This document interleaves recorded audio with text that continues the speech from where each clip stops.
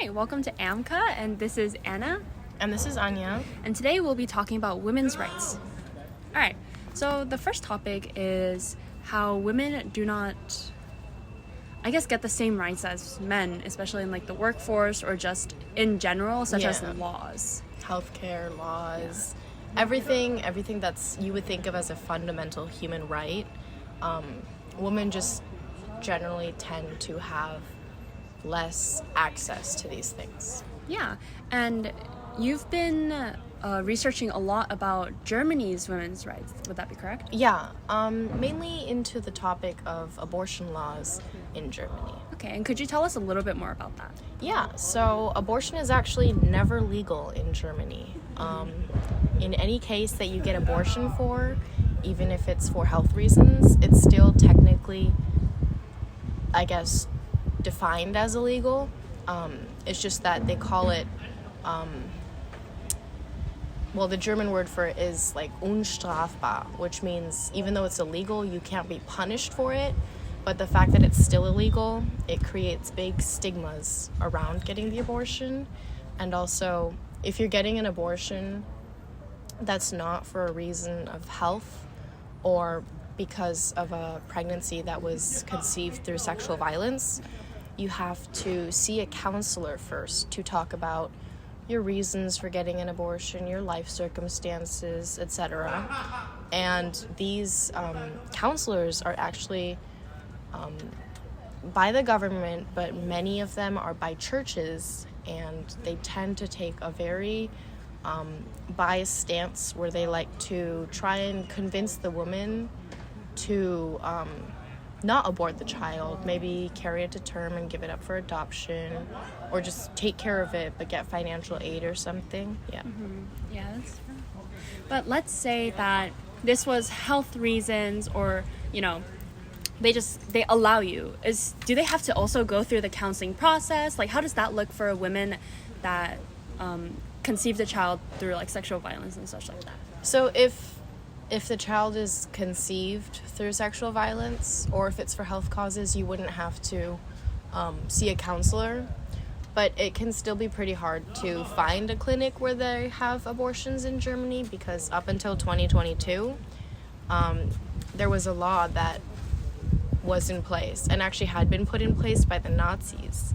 And it was that hospitals and clinics, they cannot advertise that they provide abortions. So it would be really hard to find a clinic that would perform the abortion for you. Okay. And how do you think that has affected the stigma around women, or how do you think that affects women to this day? There's a lot of, an abortion by itself is a very mentally taxing procedure. You obviously feel guilt because although it's not a human yet, there's still a fetus that could have become a human, right? So you feel a lot of guilt. There's a lot of emotional turmoil because maybe it was the better option, but it still wasn't a good one. And just because of the stigmas that are put in place because abortion is illegal, a lot of women tend to feel very shameful, and they can't seek support from people around them because oftentimes due to these stigmas, people have very negative views on it. Yeah. And all around the world, people have been, or women specifically, have been oppressed by people of higher power that tend to be men. Another topic that we have researched is with the Taliban and their oppression in specifically Afghanistan. In there, we discussed about how the Taliban revokes the rights of women and forces them to be helpless to a man. I wasn't the one who did the research on that. So could you tell me a little bit more about that? How do they force the woman? Yeah, for sure. So they force through violence, and they force the women to cooperate through,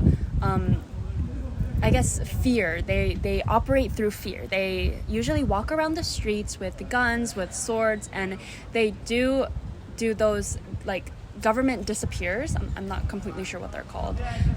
Basically, one day, a woman is disappeared. You don't know if she's dead. You don't know if she's alive.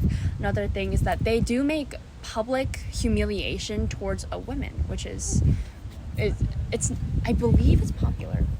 Another thing is that they enforce through fear by, torturing, jailing, and the women have to go through that, and most times they don't make it out alive, and they set that as an example to the people who are living in Afghanistan. So it's kind of like do what I want, or I'll probably kill you.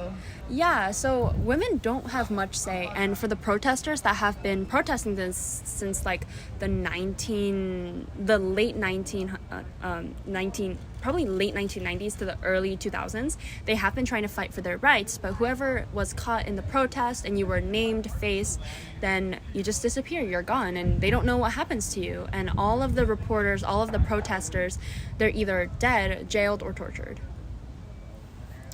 That's shocking. What do they force the women to do? So they force the women to wear very modest clothes.